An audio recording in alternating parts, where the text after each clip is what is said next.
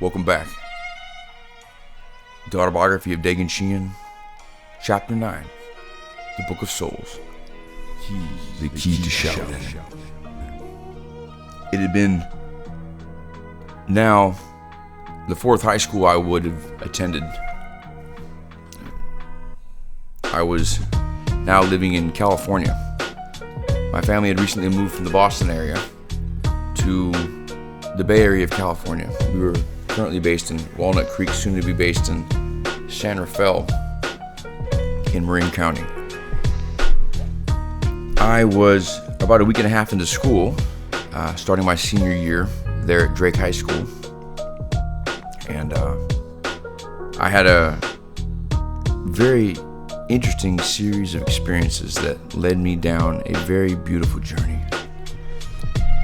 So it turns out that I had never had an effect from psychedelics happen in my body. I'll be frank, I had tried mushrooms and things that would have a psychedelic effect on people. Same mushrooms other people would try with me, and they would have serious experiences with these mushrooms, and I wouldn't have any. I had to take more, even copious amounts, and nothing would happen at all. This happened a couple times for me. And so I was, one night I was climbing this mountain with two dear friends of mine, two brothers of mine, Sean and Adam. We were at the top of this mountain. I was swimming in this lake. It was a beautiful lake under the moonlit skies, and I was swimming in this lake, and it was very dark water at night. Sometimes one might get concerned about there being things under the water. Although there's probably not much too big of things in lakes that are gonna eat you. Obviously, I don't think that's the case, but I was worried, a little worried about it. As I calmed down and looked up at the sky, I realized that somehow all things were connected, my friends. And now, the reason I'm saying this is because I had taken some mushrooms earlier that evening. The mushrooms weren't doing anything to change my optic or to change my experience with things around me in any way that I had any sensory experience with them, or change in my sensory experiences. But when I'm out in this lake, I really knew things were connected in a way I never even imagined before. And as I laid there in the water, floating, and I moved ripples out across the lake beneath the moonlight as I saw them kind of pass across the lake, I knew that all my actions in life would indeed affect the world around me in ways that I may never know, but indeed would be the case. And that my actions would fold into further reactions and continued actions in the world, similar to a butterfly. Now, for me, I knew that something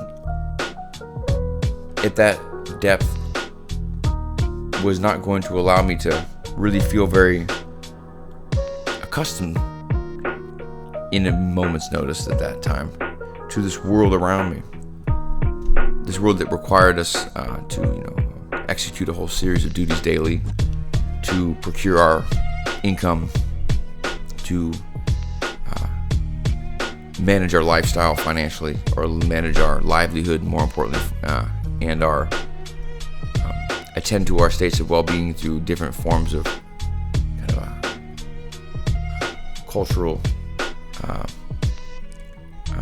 public circus events, whatever it might be. I'm talking about anything ranging from sports to 5 o'clock news.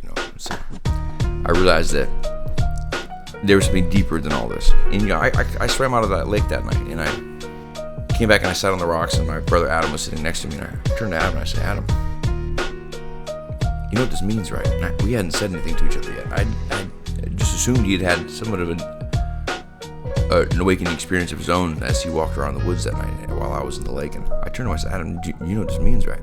"I do, Daegan. It means we're not going back to high school tomorrow." And I looked at him right in the eyes, and I smiled and laughed. I said, "You're absolutely right." And we didn't, indeed. Adam and I both discussed with our parents independently that following night of that weekend our personal reasons for why we each needed time away from the academic environment to pursue something more meaningful to us. And in my way of saying things, I would say I wanted to follow my deepest inner current of what I knew was right to do. Now, what is right and wrong to do could be looked at as a subjective principle, but I knew that I wanted to be of deepest service to my world that I lived in. And I wanted to be available for the universe to draw from me a degree of service that would predicate me not having to necessarily be in the structured environment of classes every day. Now, that seems like a lot to ask to an academic family like the one I have and the one Adam has. Both very well trained sets of parents we have, and both my parents went to Ivy League schools, and they are both very well adept at all the fields of knowledge that they chose to procure. And now I talked to my father about this, and my father, he signed me out of high school the next day. So the story goes on to thereafter have me be invited to be a member of the State of the World Forum, an international forum involving world leaders in the areas of religion, sectors of politics, business, science, leadership, environmentalism, nonprofit, third sector work, foundations, funds, charity organizations that were all leaders in culture and leaders in politics and leaders in business and leaders in science, ultimately. So State of the World Forum, it had been happening for a number of years, and my mom had been asked to be the executive director of the outfit for that year, to come in and help a friend of theirs that had been running it for a long time named Jimmy Garrison, a man that my dad had worked with in the past, involved in the Gorbachev project, helping to balance everything that happened after the closing of the Cold War. So Jimmy Garrison asked my mom if she could be the executive director for the year for that project, at State of the World Forum. She said yes. That's why we moved from Boston. Adam and I were both then invited to be what were called emerging leaders. 300 youth from around the world were chosen to participate in the event and participate in the forum and the conversations and the dialogues and the panels with these international leaders. So at that conference, I met people from all around the world,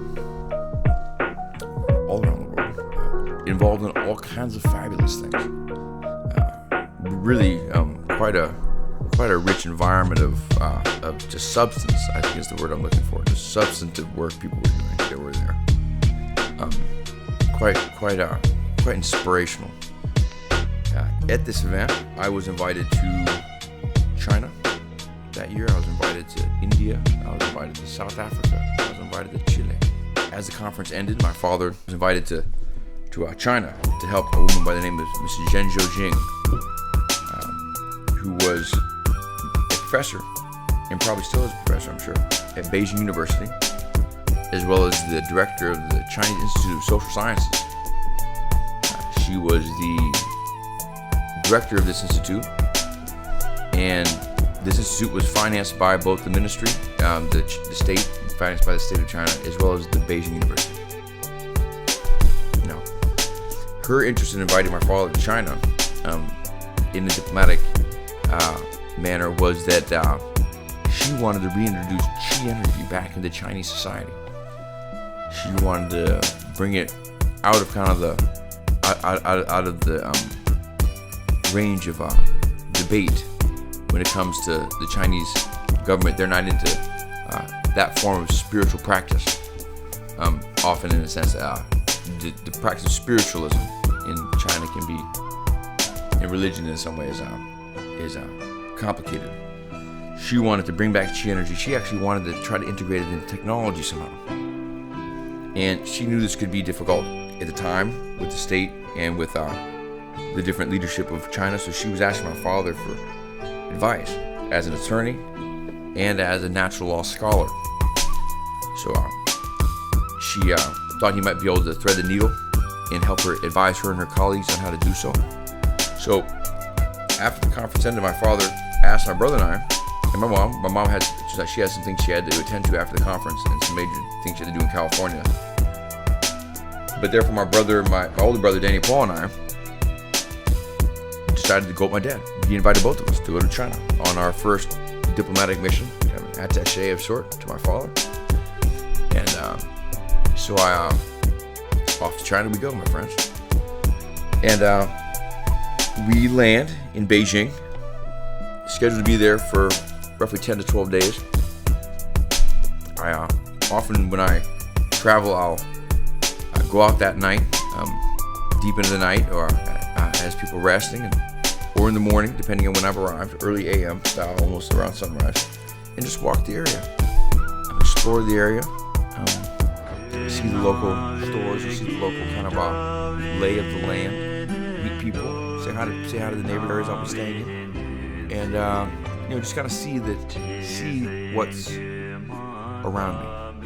I think it's a good practice to have when going somewhere new, somewhere different than you've been before, to get the place wired a bit, for safety reasons, for comfort reasons, and for just protocol. So there I go. I'm up by, I think it must have been 5:30 or so. Of course, it was 5:30 my time, but I'm up and at 'em, and it's a buzz outdoors. I go out into downtown Beijing by myself. My dad's still resting, everybody's still resting. So I suit up and I head on out, and I walk around downtown Beijing. Come beginning of the morning when everybody's just getting going, and I was out for a few hours that morning, and I got breakfast, relaxed, listened, watched. Seeing without looking and hearing without listening is, I guess, what I'm saying.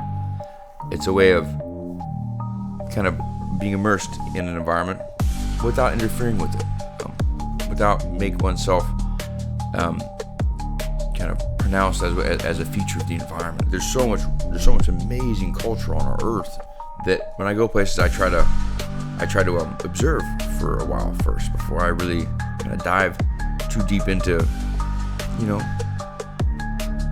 how would I say it? There's so much to take in, and I'm just really humble when I go to new places because there's so much really beautiful, fresh, unique, challenging sometimes, dark and dangerous sometimes experiences out there that I would have never had in my local neighborhood, my local region, my local state, even my country. So there I am in downtown Beijing. I come back. I'll keep the story mild as far as some of the instances, because there was a lot of beautiful things that happened in Beijing, and Shanghai when we were there. I'll tell you two of the most important things that happened to me on the journey to China were Mrs. Zhen Zhoujing asked my brother, my father, and I to come over to Beijing University, and she brought us into a room, like a classroom, it would seem, and she had this like an old video reel in the back of the room, kind of the old ones you kind of roll with your hand, like kind of like an old video reel, old school style. Black and white pops up on the old I'm not sure if it was black and white, but it was an old reel. And she projected this thing onto the wall of the classroom. And she just had a couple of her colleagues there with us. And my brother and I and my dad were there. And in the viewing that we're watching there is about 20 Chinese officers with their officer vests, their officer jackets, with their, their regalia as though they were officers. Now, they're standing in a semicircle kind of facing the camera. So the guy in the middle is the furthest from the camera, and then the two sides kind of come to semicircle, kind of facing the camera. And in the middle of the semicircle is a little table, like a little coffee table with a big mason jar, an empty mason jar, about 3 feet tall mason jar, with a gentleman sitting there at the table, a young gentleman, maybe in his late 20s, early 30s, and then somebody walks around the room. In the film, somebody walks and gets a little note from each one of the Chinese officers, and a little folded up note, and they deposit all the notes into this mason jar sitting there on the foreground of the showing, what we're seeing here, of this little table with this gentleman sitting at it. Anyhow, this gentleman proceeds to, I'm telling you facts here, people, he proceeds to put his hand through the glass jar, not breaking it, And anyway, but literally, like through the glass jar, reaches in, takes out a note, and as he pulls his arm out through the wall of the glass, it seals behind him. And he lifts up the note and he reads it. And one of the officers jumps because it's his note, and he realizes they can't really believe their eyes. What's happened here? And the man at the table puts his hand back to the glass side of the glass jar and goes through the glass jar again, reaches in, takes out another note, and as he removes his arm through the glass wall of the glass jar seals behind him, and he reads another note. Another officer jumps. At that point, Mr. Jing turns off the film and says that's where we were in 1978. And she's referring to this type of research they're doing. The next most impactful moment in China, we have now returned from Shanghai, having done further work in that region with other colleagues of the university and of Mrs. Zheng Zhoujing and her teammates there in China. On the closing days, Mrs. Jing said to us, Danny and Daegan and Danny Paul, I'd like to, if you would be interested in doing this, I would like to invite you all over to the university, and we're going to have some diplomats there. We're going to have the president of Asian University there and some other persons there, and we would like to give you, as Westerners, an experience of Chi energy. Chi energy, so more direct, if you can, and you can see if you can experience that. And we thought that was, would be fascinating and interesting and totally far out to do. So we headed on over to Beijing University the next day. And there we are, standing in a kind of a large classroom. A lot of people sitting along the sides of the room in chairs, all in suits. These are the persons he has invited. And we were told that we were going to be meeting a Qigong master. And there he was. He came walking out of the side of came out from one of the doors, and he was a fairly short, quiet man. He came walking out, and they tell us, my brother and I and my dad, to stand about 5 or 6 feet apart, facing each other in a line, and one in front of the other, and that he was going to pass between us. And afterwards, we would just be asked if we felt anything in particular. So he did just that. We all closed our eyes, and he commenced to passing between us. As he passed by my father said later he felt like he was going to float. He would float like back. If he had leaned back, he would just float. So my dad kind of tried to float. Literally, my dad, he's a kind of an adventurer, my father. So he just literally was going to see when he flew back. Somebody kind of supported him, caught him so he wouldn't fall. And he wasn't going to float, he thought, but that's what that was. My brother said he didn't really feel anything when this gentleman was going between us. He's kind of passed by my brother a few times. And in my case, I started doing positions, you could say. They were things I had done on my own time, and kind of like, you could say, pseudo martial arts on my own that I had kind of developed on my own here and there, and hadn't taken many martial arts classes by that time at all. So it was kind of a practice I had of my own design of my martial arts stuff. Anyhow, so I started doing it. I started doing these different motions and positions that I had done, and I started doing them kind of dynamically, even more so. And pretty big stepped kind of positions, kind of broad, wide, regional kind of movement, vertical and sideways, different things. And all of a sudden I realized to myself, guys, or persons listening, pardon to say guys, I know there's women listening too, and persons of all gender varieties, and we're all here together as one, so my apologies. But so here we are. I'm doing all my martial arts and stuff, and or whatever I might call martial arts at the time. And I realized, boy, this might be a little kind of maybe less than appropriate for me to be, doing my, kind of a jukebox kung fu here in a way that may not be appropriate, So anyhow, I open my eyes, and there's a camera like a foot from my face, pointing right at my face. And I go, what's this camera doing? And Mrs. Zheng Zhoujing is right next to him, and everybody's kind of looking kind of shocked around me.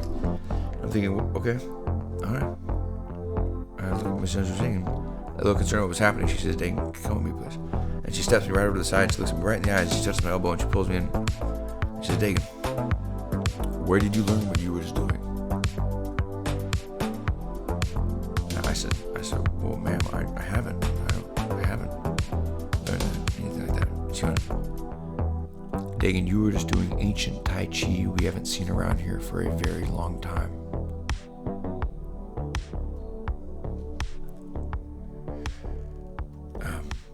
I was surprised by that.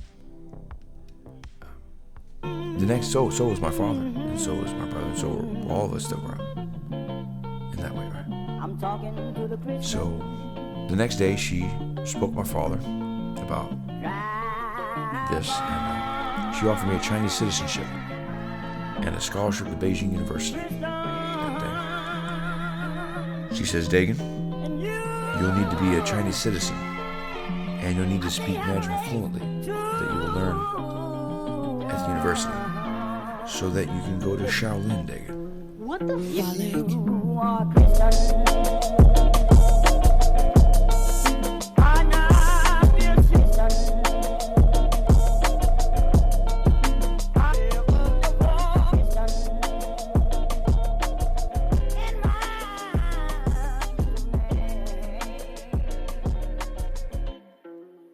God.